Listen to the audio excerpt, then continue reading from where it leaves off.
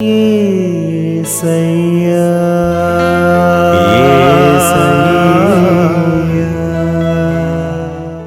హల్లెలూయా. దేవునికి స్తోత్రం. ఈ వాక్యం వింటున్న వారందరికీ యేసుప్రభు వారి నుండి ఆశీర్వాదం, ఆరోగ్యం, ఐశ్వర్యం, సంతోషం, సమాధానం, నిరీక్షణ కలగాలని ప్రార్థిస్తూ, సమస్త మహిమ, ఘనత, స్తోత్రం యేసుప్రభు వారికే చెల్లిస్తూ, ఈరోజు మనం పరిశుద్ధ గ్రంథం నుండి సామెతల గ్రంథం 3వ అధ్యాయం 3, 4 వచనాలు చదువుకుని ధ్యానించుకుందాం. దయను సత్యమును ఎన్నడును నిన్ను విడిచిపోనీయకుము. వాటిని కంఠభూషణముగా ధరించుకొనుము. నీ హృదయమను పలక మీద వాటిని వ్రాసుకొనుము. అప్పుడు దేవుని దృష్టి యందును మానవుల దృష్టి యందును నీవు దయనొంది మంచివాడవని అనిపించుకొందువు. ఈరోజు యేసుప్రభు వారు దయను సత్యమును ఎన్నడూనూ విడిచిపెట్టకండి, వాటిని కంఠభూషణంగా ధరించుకోండి అని సెలవిస్తున్నారు. మనం మన దేశ సాంప్రదాయాన్ని గమనిస్తే వివాహమైన స్త్రీ మాంగళ్యం ధరిస్తుంది. దాన్ని ఎప్పుడూ మెడలో నుండి తీయదు. భర్త ఉన్నంత వరకు దాన్ని ధరిస్తుంది. అలాగా దయను సత్యమును ఎప్పుడూ కంఠభూషణంగా ధరించాలి అని సెలవిస్తున్నారు.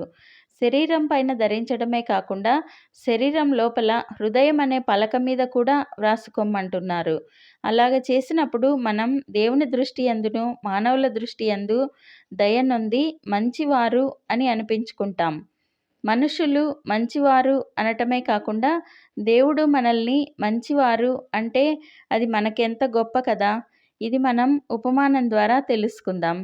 ఒక వృద్ధురాలు, ఐశ్వర్యవంతురాలు అయిన సత్యవతమ్మ తన వృద్ధాప్యంలో యేసుప్రభు వారి గురించి తెలుసుకుని దేవుని తన సొంత రక్షకునిగా అంగీకరించింది. తనకు ఆస్తి, డబ్బు, నగలు బాగా ఉండడంతో పేదలకు ఏదైనా చేయాలనే ఆలోచనతో ఒక హోటల్ పెట్టింది. అందులో మంచి భోజనం తయారు చేయించేది. పేదవారు, ఊరు తెలియని ప్రయాణికులు ఎవరు వచ్చినా తృప్తిగా కడుపు నిండా భోజనం చేయవచ్చు. 1-2 రోజులు ఆశ్రయం పొందవచ్చు.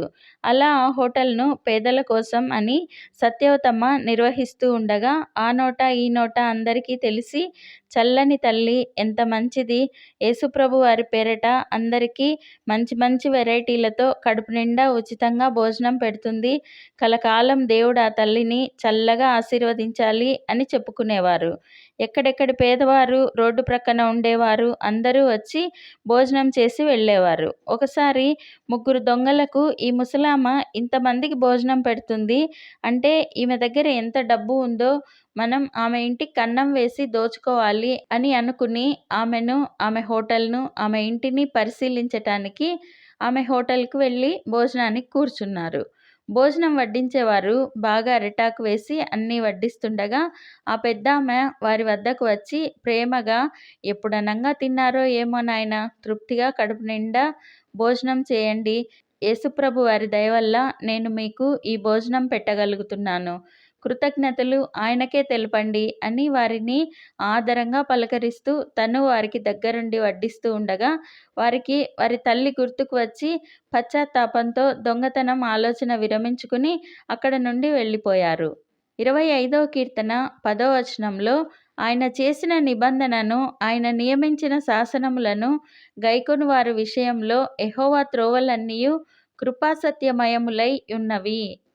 ఆయన చేసిన నిబంధనలు, ఆయన నియమించిన శాసనములు గైకొన్న వారి విషయంలో వారి త్రోవలు కృపాసత్యమయమై ఉంటాయి అని సెలవిస్తున్నారు. సత్యం, మార్గం, జీవం ఆయనే. సత్యం అంటే ఆయనే మనతో ఉంటారు. ఆయన తన కృపతో మన వెంట ఉంటారు. మన మార్గం అంతటిలో ఆయన కృప మనతోనే ఉంటుంది కాబట్టి మనము దయను, సత్యమును ఎన్నడూ విడవకుండా ఆచరిస్తూ ఉంటే ఉపమానంలో తెలుసుకున్న విధంగా దొంగలు కూడా వారి దొంగతనం విడిచి మారిపోయారు. అలాగా మనం ఎంతో మందికి సువార్త అందించిన వారం అవుతాం. ప్రార్థన చేసుకుందాం. ప్రభువా, దేవా, సర్వాధికారి తండ్రి, మీ పరిశుద్ధ పాదాలకు వందనాలు, స్తుతులు, స్తోత్రాలు నాయనా. మీరు మా జీవితంలో జరిగించిన మేలులన్నింటికీ వందనాలయ్యా. దేవా, దయను సత్యమును ఎన్నడూ విడవకుండా కంఠభూషణములుగాను హృదయం అనే పలక మీదను వ్రాసుకొనండి. దానివల్ల మీరు మనుషుల దృష్టిలోనూ దేవుని దృష్టిలోనూ మంచివారు అని అనిపించుకుంటారు అని తెలుపుతున్నందుకు వందనాలయ్యా. మీ శాసనములు, నిబంధనలు గైకొను వారి వెంట మీరే ఉండి మీ కృపలో నడిపిస్తారని తెలుపుతున్నందుకు వందనాలయ్యా. ప్రభువా, కోపాలకు, ఆవేశాలకు, ద్వేషాలకు లొంగిపోకుండా దయా సత్యము కలిగి ఉండేందుకు మాకు మీ శక్తినిచ్చి సహాయం చేయండి. ఈ ప్రార్థనలో పాల్గొనే వారిని అన్ని రంగాలలో అభివృద్ధి పొందించండి.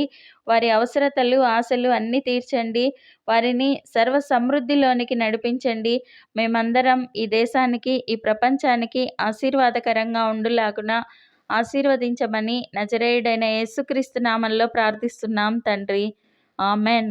Thank you Jesus. God bless you. మేము మా ఛానల్లో అందించిన ఇతర వీడియోలను కూడా తప్పకుండా చూసి మీ మిత్రులకు షేర్ చేయగలరు. ఇప్పటి వరకు మా ఛానల్ సబ్స్క్రైబ్ చేయకుంటే వెంటనే సబ్స్క్రైబ్ చేసి కొత్త వీడియోల నోటిఫికేషన్స్ కోసం సబ్స్క్రైబ్ బటన్ పక్కనే ఉన్న బెల్ గుర్తును క్లిక్ చేయండి. అందరికీ వందనాలు. నరుడు ఒంటరిగా ఉండుట మంచిది కాదు, వానికి సాటి అయిన సహాయాన్ని దయచేయాలని భావిస్తాడు. ఆదాముకు దేవాదిదేవుడు గాఢనిద్రను కలుగజేసి అతను గాఢనిద్రలో ఉండగానే అతని ప్రక్కటెముకను తీసి దాని నుండి స్త్రీని నిర్మించి ఆదాము వద్దకు తీసుకువస్తాడు. అప్పుడు ఆదాము ఆమెను చూసి, నా ఎముకలలో ఒక ఎముక, నా మాంసములో మాంసము, ఇది నరునిలో నుండి తీయబడినది గనక నారి అనబడును అని అంటాడు.